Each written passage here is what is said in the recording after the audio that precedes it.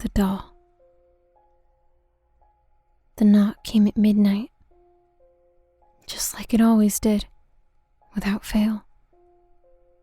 The rap of knuckles against wood, short and succinct. And just like I always did, I answered it. It was like a compulsion. Even though I knew nobody would be there, I had to answer the door, just to make sure there wasn't someone waiting for me. I knew I wouldn't be able to fall back asleep until I checked. For the past 5 nights, the knock had come, and I had answered the door to nothing but a shiver of night air creeping in past my bare feet. I'd even gone out and checked if it was some kids playing a joke on me, but there was nobody out on the street either. It reminded me briefly of a game I used to play with my sister. We had adjoining bedrooms, and she would sometimes knock on the wall at night, especially if she was scared. And I would always knock back to let her know that she wasn't alone. I reached the door, unlatching the chain and pulling it open. There was nobody there. A light blinked out in the house opposite, and an empty can rattled down the road. But the street was empty. Not a person to be seen.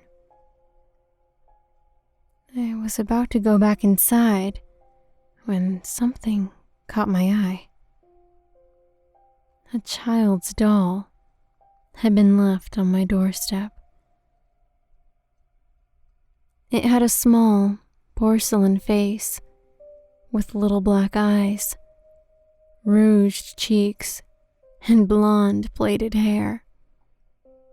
It was a slight, inconspicuous sort of thing that would not look out of place on the shelf of an antique shop or in a child's toy box. But what was it doing on my doorstep? Had a child left it behind? I looked again at the street, but everything was still. Curious, I reached down and picked up the doll. It was heavier than I was expecting, given the fragile nature of its porcelain appearance, but well crafted. I could see the workmanship in the detail, how delicately the features had been painted on, and the dress was hand-sewn. There were no tears in the fabric or marks on the doll's body. It must have been well cared for. Whoever it belonged to, I imagine it meant a lot to them. So, why was it here? Who would have left it behind? I pondered these questions as I went back inside. It was past midnight now, and I had to be up early for work in the morning. So I set the doll on the kitchen table and went back to bed. I woke up thinking about the doll. It had been on my mind all night, wondering who it belonged to, why they had left it on my doorstep. It didn't sit right with me that someone might have lost it. The doll was still on the table where I had left it last night, and it watched me with its small black eyes as I ate my breakfast and got ready for work. I debated putting it back outside, in case whoever left it might come back for it, but decided against the idea for fear of ruining it. It might rain, or a dog might come and chew it up into pieces. I left it on the table and went to work. I came home later than usual. I had to stay behind to finish up some papers, and by the time I got back, dusk was already veiling the horizon. I unlocked the front door and hung up my coat stifling a yawn. The house was silent. It had been for a long time. I'd never been good at relationships. Abandonment issues, my psychologist said, caused by trauma, loss. But I was fine being alone. As I padded into the kitchen, I remembered the doll. I turned, looking towards the table, but it was no longer there. No longer where I left it. The light was switched off, and shadows pooled at the edges of the room as I went over to where I had last seen it. The doll was on the floor, by the table leg. I bent down and picked it up, but the arm now dangled loosely from its shoulder. It must have broken when it fell. I cradled it in my hands, feeling guilty. Someone had looked after it so carefully, and now I'd gone and broken its arm. Rummaging through the kitchen drawers, I found some string and tied the doll's arm over its chest like a sling, hoping to prevent any further damage. As I looked down at it, my heart started to quiver as a memory surfaced. A memory I thought I had long suppressed, hidden away in a dark corner of my mind. A young girl, 7 years old, with blonde, plaited hair, lying on the ground with her neck hanging oddly to the side. Her arm twisted the wrong way, her eyes wide and glassy and lifeless, skin as pale as porcelain. I almost dropped the doll. The resemblance was uncanny. Teresa, my dear sister. Why had you been taken away from me? So young, so innocent. I cradled the doll to my chest, ignoring the gathering shadows of night, thinking of the sister I had lost far too soon. I eventually went to bed, putting the doll on my nightstand. In the dark, all I could see was the glint of its porcelain face in the moonlight, the glassy black eyes unblinking. That night, for the first time in over 10 years, I dreamt of my sister. There was no knock that night either. I came to conclude that whoever was knocking had already done their job. They had brought me the doll, and with it, returned the memory of my sister. The memories that I'd forgotten all these years, had hidden away because they were too raw, too painful. But not anymore.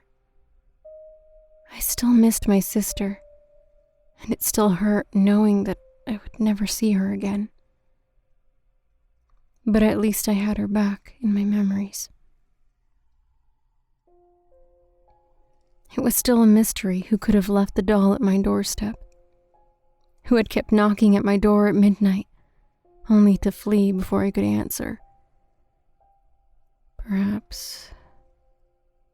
No. My sister was gone. She couldn't have brought me the doll. That was impossible. The more time I spent with the doll, the more I realized the uncanny similarities to my sister. From the lifeless glass eyes to the blonde hair and the broken arm. She looked just like Teresa had in death. But why? How? Was someone trying to torment me? Send me a message?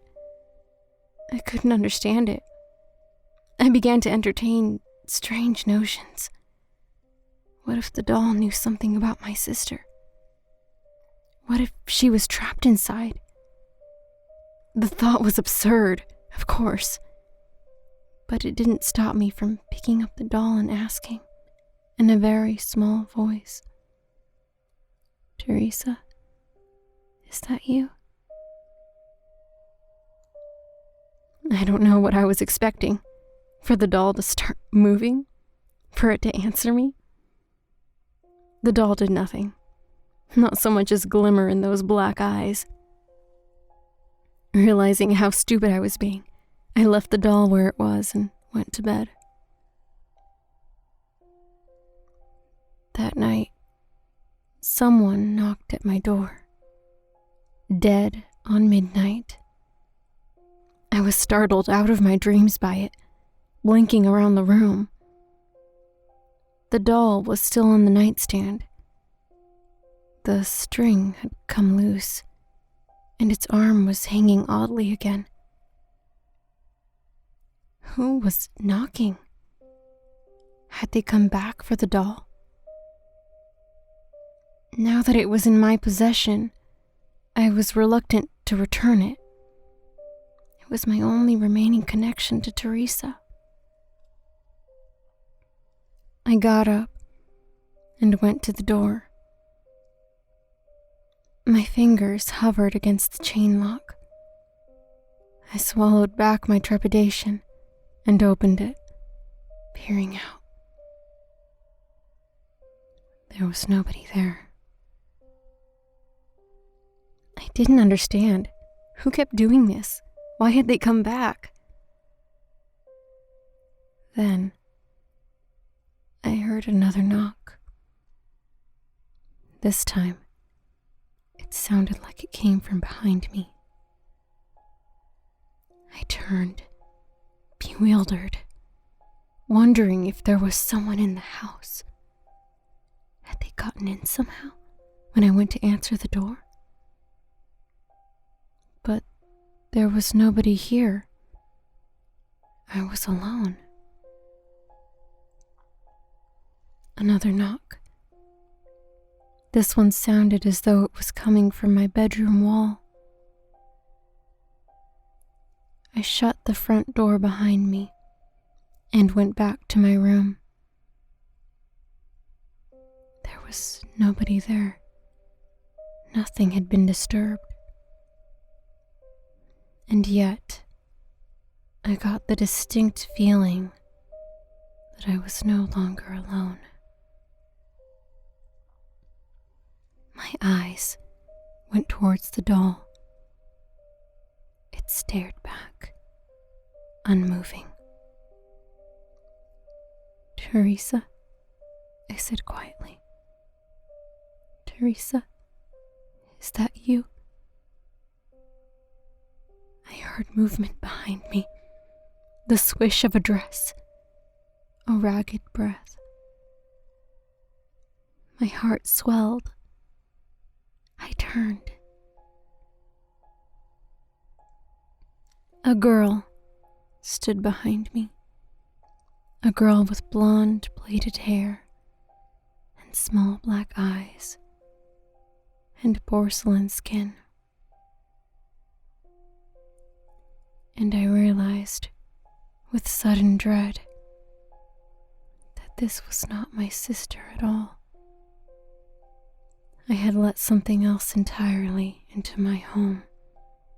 "You're not Teresa," I choked out, stumbling back as the girl stepped forward, her head cocked to the side, her lips opening to reveal a row of terribly disfigured teeth. "No," she rasped in a voice that was old and spiteful. "I'm not